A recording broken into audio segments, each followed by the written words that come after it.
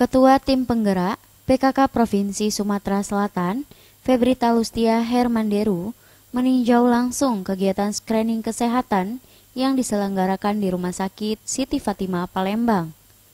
Dalam kegiatan ini, terdapat 4 jenis screening kesehatan yang dilakukan, yaitu screening payudara, pemeriksaan jantung sehat, deteksi stunting pada kehamilan, dan pemeriksaan osteoporosis. Ketua Tim Penggerak PKK Provinsi Sumsel, Febri Talustia Hermanderu, mengatakan yang datang ke rumah sakit ini tidak semuanya sakit, tetapi banyak juga yang hanya sekedar periksa. Kunjungan melihat kegiatan rumah sakit screening di rumah sakit Siti Fatimah, kita melihat ibu-ibu yang check up kesehatan. Jadi tidak semua orang datang ke rumah sakit itu pasti sakit, tetapi mereka hanya cek kesehatan.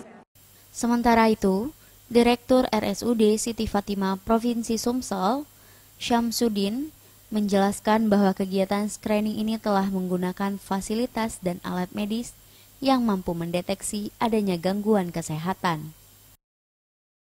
Tulang, screening stunting pada kehamilan, jantung, dan juga screening payudara.